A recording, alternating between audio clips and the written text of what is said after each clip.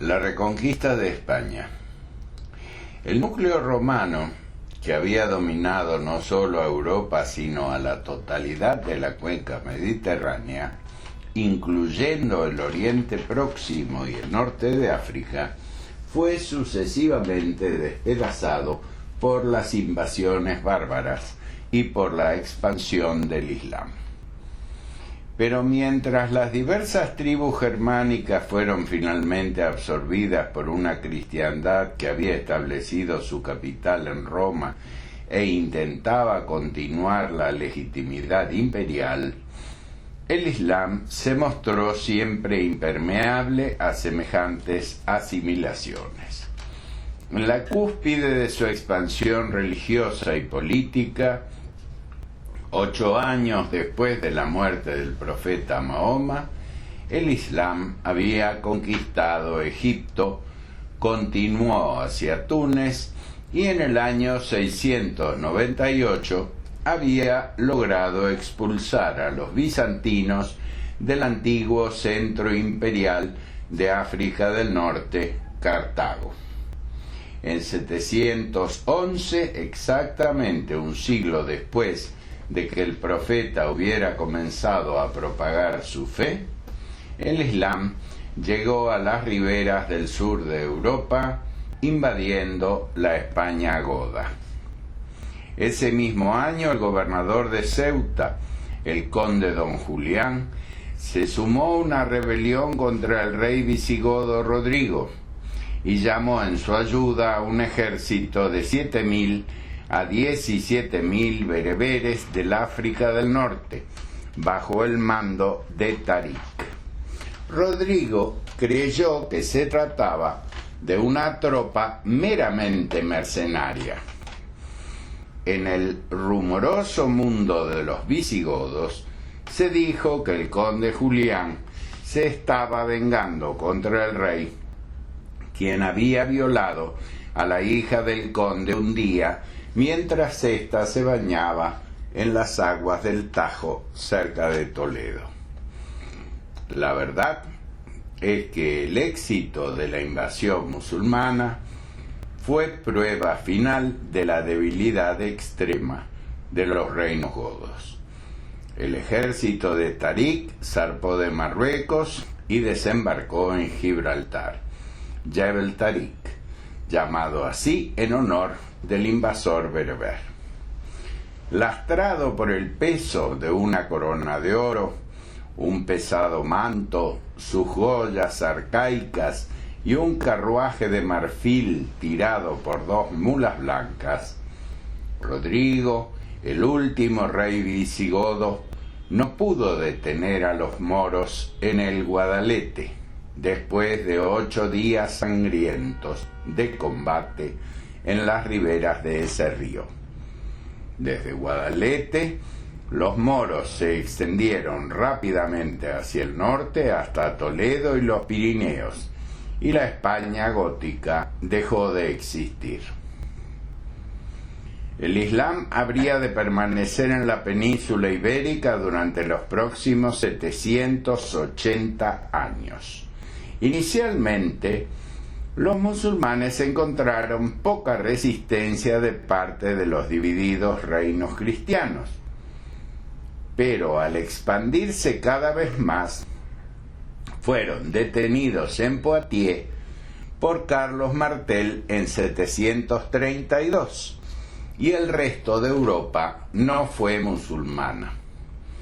Dentro de la propia España, la tradición nos informa, los moros fueron detenidos por primera vez en 722, en la batalla de Covadonga por el cabecilla guerrillero asturiano Pelayo. Precisamente, entre las nieblas de las montañas de Asturias, el núcleo de la resistencia cristiana sobrevivió y empezó a empujar hacia el sur a lo largo de los siglos. Durante más de 700 años, entre 711 y 1492, árabes y cristianos se miraron los unos a los otros a lo largo de fronteras crepusculares batallando, pero también mezclándose, intercambiando culturas, sangre y pasión, sabiduría y lenguaje. A veces los ejércitos cristianos penetraban hacia el sur a partir de la frontera de vanguardia en Castilla. A veces eran rechazados de regreso al norte a medida que los moros se organizaban como un poderoso estado. Pero cuando el estado musulmán tropezó, fragmentándose en diminutos reinos de taifas, una vez más los cristianos marcharon hacia el sur, tomaron Toledo y derrotaron decisivamente a los moros en la batalla de las Navas de Tolosa en 1212. A partir de ese momento, la flecha de las victorias cristianas apuntaría solo hacia el sur, hacia el último y aislado reino moro en Granada. Pero si los árabes fueron finalmente derrotados y expulsados, su presencia durante 8 siglos dio origen a una experiencia bicultural única en el occidente europeo. La misma cualidad crepuscular de las inestables fronteras de guerra se aplicó a la raza y a la lealtad. La división entre los fieles cristianos y los infieles musulmanes no era exactamente clara. Los mozárabes eran cristianos que adoptaron la cultura musulmana. Los mudéjares eran moros que vivían como vasallos de los cristianos. Los muladíes eran cristianos que adoptaban la fe del Islam. Y los tornadizos eran moros convertidos al cristianismo. Finalmente, los enasiados se sentaban a horcajadas entre ambas religiones y eran usados como espías tanto por los moros como por los cristianos. Sus talentos bilingües eran sumamente apreciados como arma de espionaje. Hasta el día de hoy, una cuarta parte de todas las palabras castellanas son de origen árabe. Y aún en la plaza de toros usamos una palabra árabe para saludar al matador, pues olé es el vocablo árabe wallah. La España árabe. Rápidamente los muros dejaron de ser una milicia tribal extraordinariamente móvil. Me equivoqué. Tenemos...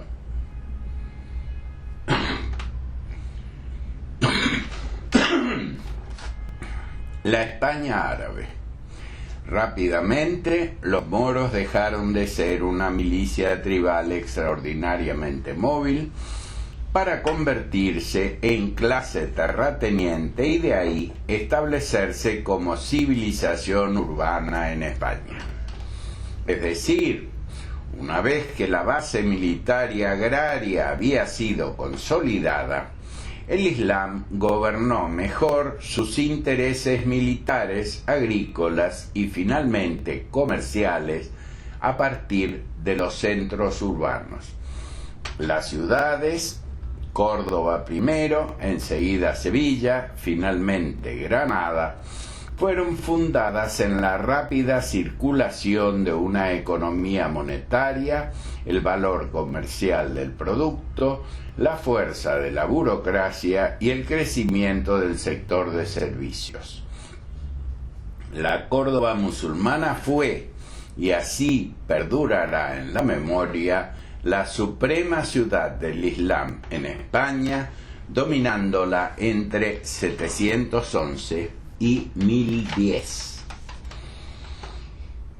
Los 3 sucesivos monarcas Abderrahmán de la monarquía omeya escogieron la ciudad de Córdoba para sellar la presencia musulmana en España.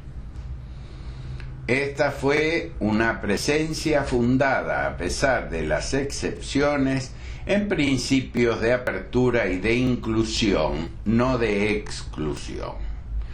Córdoba se convirtió en la avenida a través de la cual la cultura del Islam fue enviada al norte de Europa, pero fue también el vehículo mediante el cual la Europa de los bárbaros pudo reanudar los vínculos con su propio pasado perdido, el Mediterráneo. Desde el Califato español de Córdoba, la filosofía griega y la literatura clásica marcharon de vuelta sobre los Pirineos hacia la Europa gótica. Los textos clásicos habían sido traducidos al árabe durante el Califato de Bagdad. La Escuela de Traductores de Toledo los diseminó enseguida a través de Occidente.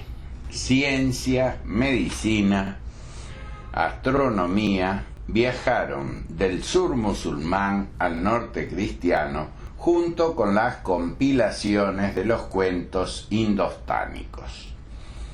La España musulmana inventó el álgebra, así como el concepto de cero. Los numerales árabes reemplazaron el sistema romano. El papel fue introducido en Europa, así como el algodón, el arroz, la caña de azúcar y la palmera. Y si Córdoba asimiló la filosofía griega, el derecho romano y el arte de Bizancio y de Persia, exigió también respeto para las teologías del judaísmo y de la cristiandad, así como para sus portadores, quienes eran considerados, junto con el Islam, los pueblos del libro. La exterminación y la conversión forzada eran reservadas para idólatras y paganos.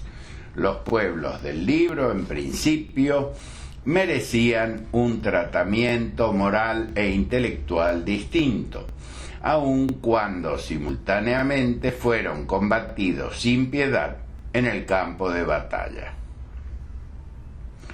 Durante los años de la supremacía cordobesa, ganó ímpetu la idea de que el pluralismo de las culturas no está en conflicto con el concepto de un solo Dios.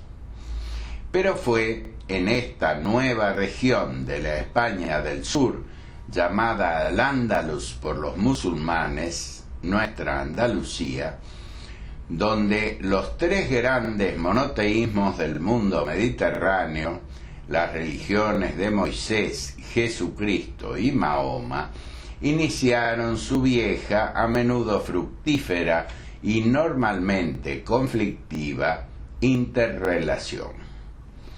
La mezquita de Córdoba es la bellísima encarnación de esta actitud. Originalmente contaba con 1200 columnas, de las cuales solo sobreviven 80, reproduciendo todos los estilos del mundo mediterráneo que pasaron por España: griego, cartaginés, romano, bizantino. Los tres grandes gobernantes omeyas de Córdoba liberaron progresivamente a la España musulmana del poder oriental, culminando con la decisión tomada por el tercer Abderrahmán de proclamar a Córdoba como un califato independiente, separado de Bagdad y reuniendo tanto el poder político como el religioso en un estado que se convirtió, en efecto, en una Andalucía independiente. Abderrahmán supo controlar tanto a las tribus rebeldes del África del Norte como a los árabes peninsulares, conduciendo a Al-Ándalus a su supremo esplendor. Pero este esplendor fue amenazado por la guerra ininterrumpida, y cuando Toledo sucumbió a los cristianos en 1085, Córdoba tuvo que apelar a los fanáticos almorávides de África del Norte. Cuando estos cruzaron por Gibraltar, se disipó la gloria que había rodeado a Córdoba. Abderrahmán III dejó un recuerdo al partir: el gran palacio de Medina Sáhara, construido para honrar a su esposa. Descansando sobre 4.300 columnas, el palacio era servido por 13.750 criados masculinos, junto con 3.500 pajes, esclavos y eunucos. Solo para alimentar los estanques de pescado se necesitaban 1.200 hogazas de pan al día. Y sin embargo, consciente del carácter efímero de toda gloria, Abderrahmán se vestía en harapos y se cubría con arena al recibir a los embajadores extranjeros. Murió muy viejo, pero al final suspiró: solo he conocido 14 días felices en toda mi vida. Entre 1010 y 1248, Sevilla se convirtió en el nuevo centro de la cultura musulmana en España. La dinastía de los almohades reinó sobre un siglo de esplendor artístico e intelectual en Sevilla. El gran alcázar fue construido junto con el minarete de la Giralda. El arco de crucero fue introducido en Europa, donde llegaría a ser una de las características de la arquitectura gótica. También en esta época la música coral, así como la poesía lírica, fueron transmitidas a Europa. Este fue también el período en el que vivieron los dos más altos pensadores de la España medieval. Uno de ellos, el judío Maimónides, era doctor, escritor del árabe, conciliador de la filosofía de los helénicos y la del judaísmo, y recapitulador del Talmud. El otro, Averroes, el árabe, fue el filósofo que reintrodujo a Aristóteles en Europa y que se atrevió a pensar en una doble verdad, esto es, una verdad religiosamente revelada y la otra científicamente comprobada. Esta distinción se convertiría en uno de los sellos del pensamiento moderno. Al iniciarse el declive del poder árabe en España después de la derrota en las Navas de Tolosa en 1212, y después de la caída de Sevilla ante el ataque de Fernando III de Sevilla, San Fernando, en 1247, solo una tercera gran ciudad sobrevivió para conservar esta herencia: Granada.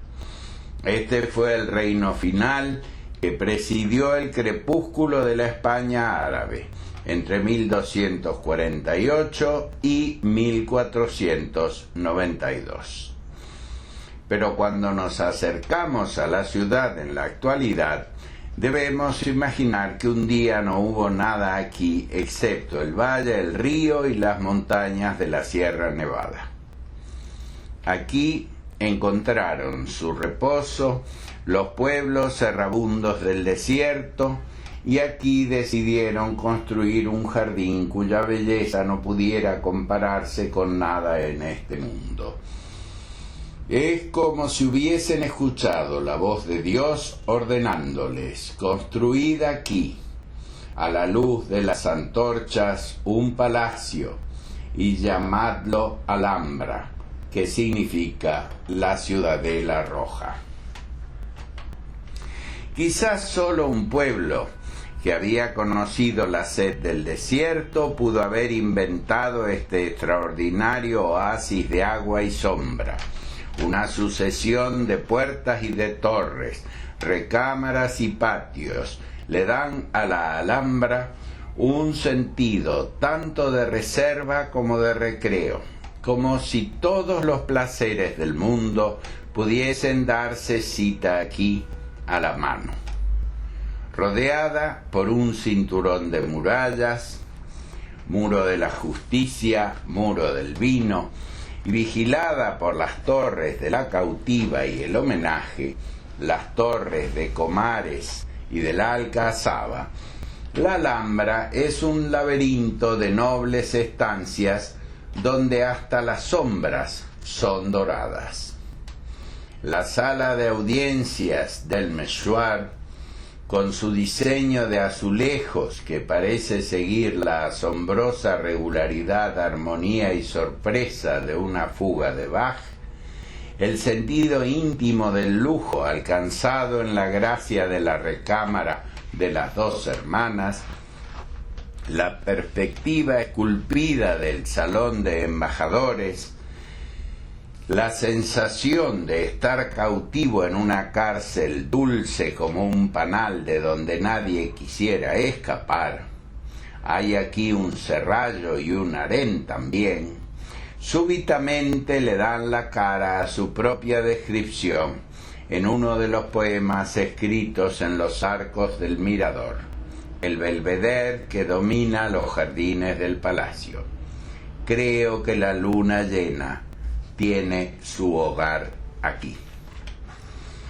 Finalmente se llega a la conclusión de que esta red de filigrana, estuco, panales dorados, azulejos y perspectivas increíbles solo tiene un propósito, que es el de proteger el agua, capturar un sorbo de líquido en la palma de la mano, rodear el elemento de la vida como una defensa acariciante, protectora y sin embargo abierta. Los incomparables patios de la Alhambra son como templos del agua. Las columnas esbeltas del patio de los Arrayanes son tan protectoras como los 12 leones que circulan en él. Pero durante el día y aún de noche, uno llega a comprender que es la fusión y coexistencia constante de todas las graduaciones del tiempo y de la naturaleza, luz, sombra, aire, tierra, sol, luna, lo que realmente protege el corazón de la Alhambra, sus piscinas, sus fuentes, sus canalizos. No solo el agua murmura en los jardines de la Alhambra, puesto que el Corán desaprueba la representación del cuerpo humano, este se convirtió en un edificio escrito, su cuerpo cubierto de literatura, contando sus cuentos y cantando sus poemas desde sus paredes escritas. Una especie de grafito celestial donde la voz de Dios se vuelve líquida y donde los placeres del arte, el intelecto y el amor pueden ser disfrutados. No es de extrañar que un poema del escritor mexicano Francisco de Icaza haya penetrado al mundo anónimo de los proverbios que describen esta ciudad. No hay pena más grande que ser ciego en Granada. La Reconquista. Mientras esta civilización sensualmente magnífica e intelectualmente provocadora florecía en el sur de España, en el norte las duras realidades de la guerra y de la fe militante excluían semejantes placeres. Los moros transformaron Andalucía en un oasis de tierras irrigadas, jardines de placer, arquitectura espléndida y ciudades soberbias. En el siglo X, Córdoba era la ciudad más populosa del occidente. La España cristiana, después de Isidoro de Sevilla, no tuvo ni un Averroes ni un Maimónides, y no construyó nada comparable a la Alhambra o la Mezquita de Córdoba. Sin embargo, es asombroso que, dada esta percepción de la cultura y el poder superiores del Islam, la España cristiana no haya sucumbido a él como sucedió en Siria y en Egipto, a pesar de las largas y duraderas tradiciones helenísticas de sus culturas. Quizá este hecho se relacione con la tradición hispánica, igualmente longeva, de combatir y resistir mediante la guerrilla. El individualismo y el culto del honor se habían arraigado profundamente en el alma española. La España cristiana habría de definirse en la lucha contra el invasor islámico. España, conquistada por olas de invasores desde las épocas más antiguas, se dispuso ahora a librar su guerra más prolongada. No una guerra de conquista, sino de reconquista, hasta la caída del último reino moro, en 1492. España había sido perdida. España debía ser recuperada. Tal fue el sentido y el nombre de la gran empresa que habría de concentrar la atención y los esfuerzos de la España cristiana durante los próximos 800 años, la Reconquista. Nos ganamos el pan combatiendo a los moros. La Reconquista fue ante todo un acontecimiento militar. Contra el fulcro de la guerra, muchas cosas sobrevivieron o fueron creadas, modelando el perfil de España y eventualmente de la América española. Un hecho central, así militar como eventualmente cultural, se destaca. De todos los países europeos, España fue el único que no fue a las cruzadas en Tierra Santa. Toda su energía tenía que permanecer en casa y concentrarse en la lucha contra el infiel. El Islam poseía una ventaja inicial sobre la cristiandad.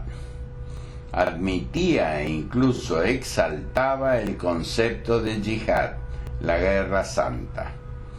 Desde el principio, el ascetismo religioso y la guerra contra el infiel fueron indisociables en la política islámica. La institución del ribat en el Andalus fue en este sentido característica. Creadas por los almorávides, estas fortalezas monasterio albergaron hermandades de eremitas religiosos que alternaban la devoción sagrada con la defensa armada de las fronteras moras. En principio, la cristiandad no autorizaba a su clerecía a librar guerras. En los primeros tiempos de la cristiandad, a la Iglesia le repugnaba que un clérigo matase a seres humanos. Esto era algo mejor dejado a los empeños del arma secular, esto es, el Estado.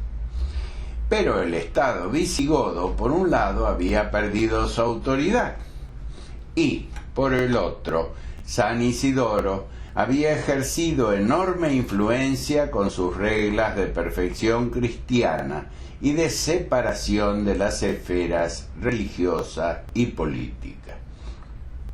Un resultado de todo ello fue que, con anterioridad a la invasión musulmana en el siglo VIII, el número de hombres que entraba a los monasterios para evitar el servicio militar era tan elevado que los reyes godos se vieron presionados por la nobleza para que no autorizasen más ordenaciones eclesiásticas.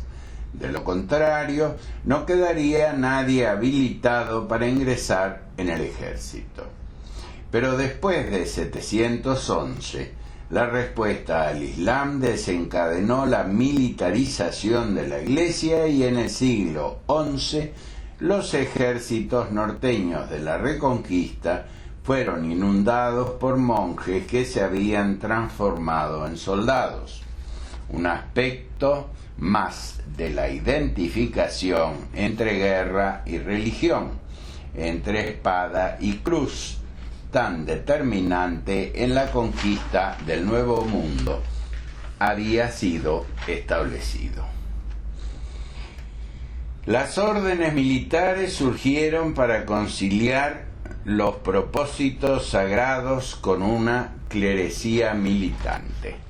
Las tres grandes órdenes militares creadas durante la cruzada contra los moros fueron las de Calatrava, Santiago y Alcántara.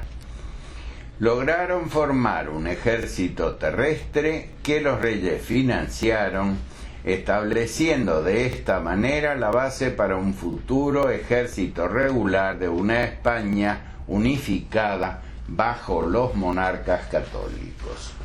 Los ejércitos de la Reconquista también fueron la semilla misma de los ejércitos latinoamericanos. Nada ilustra esta conexión mejor que la figura del más famoso de todos los guerreros cristianos, el Cid. Nacido Rodrigo Díaz de Vivar, cerca de Burgos, en 1043 y muerto en 1099 en la Valencia que reconquistó. Ganamos nuestro pan luchando contra los moros, declaró el Cid.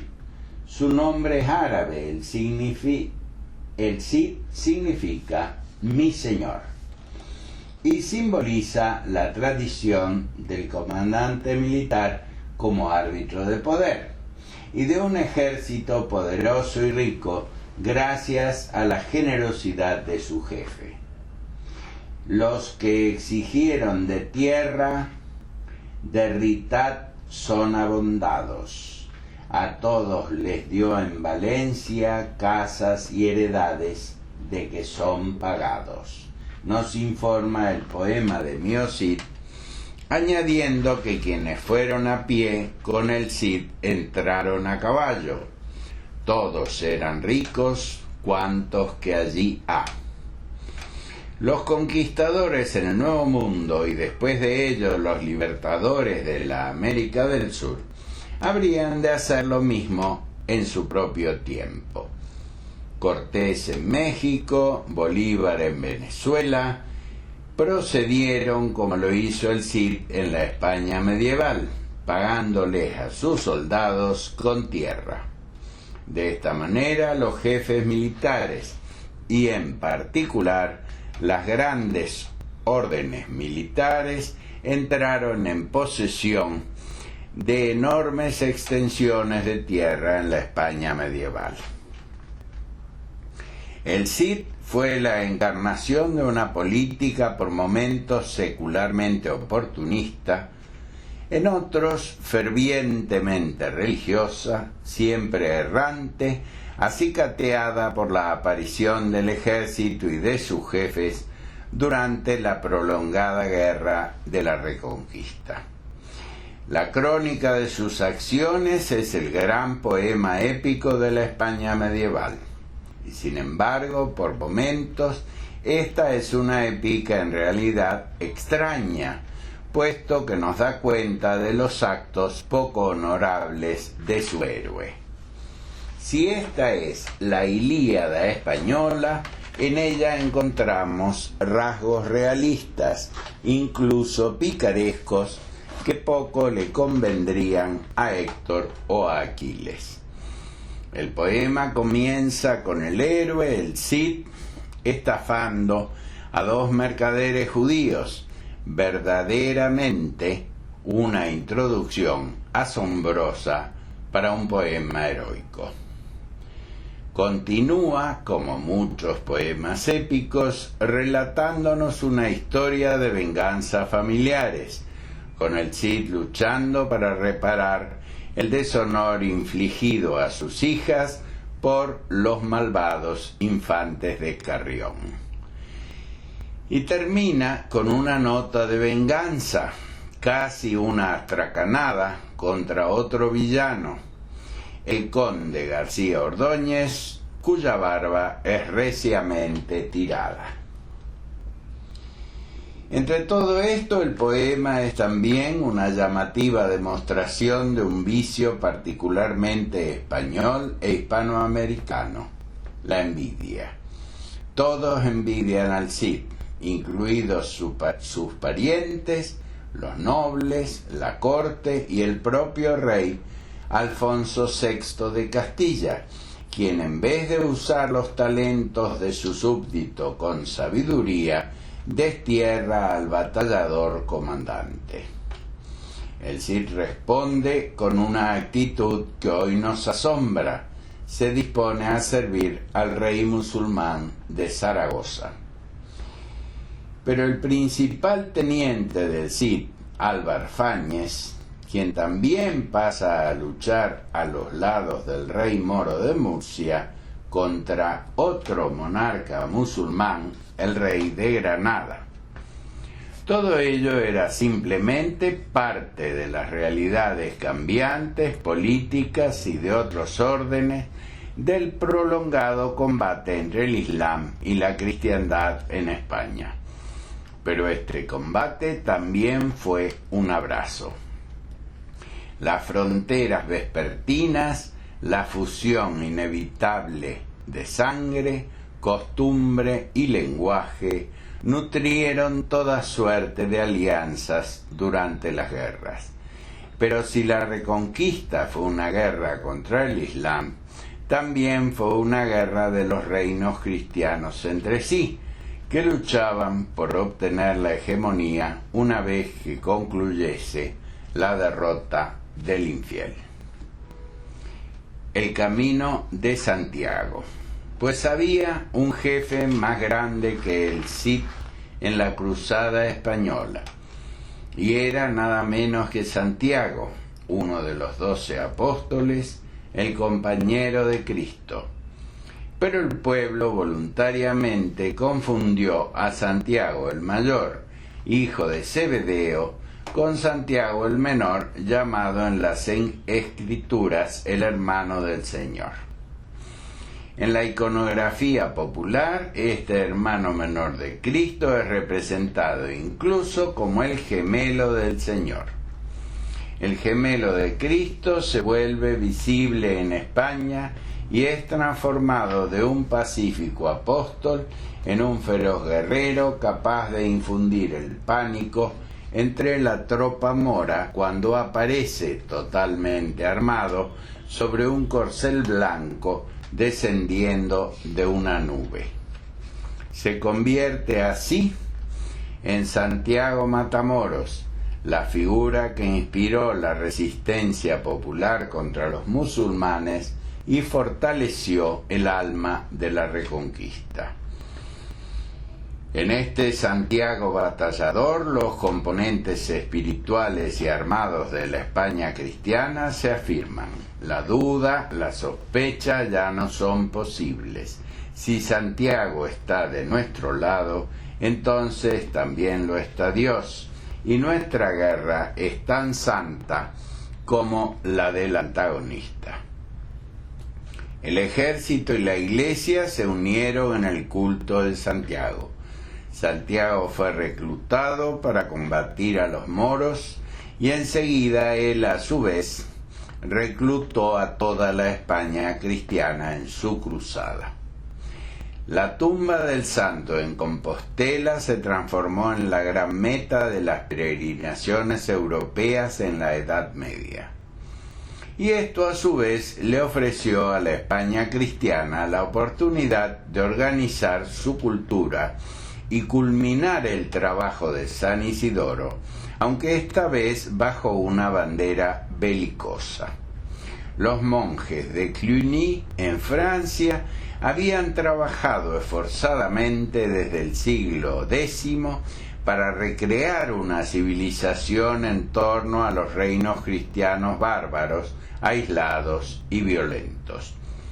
el arte románico y todo un collar de monasterios, abadías, bibliotecas y caminos que los comunicaban, comenzaron a cruzar Francia, conduciendo a España en peregrinación hacia la avanzada final del cielo en la tierra, la tumba de Santiago en Compostela.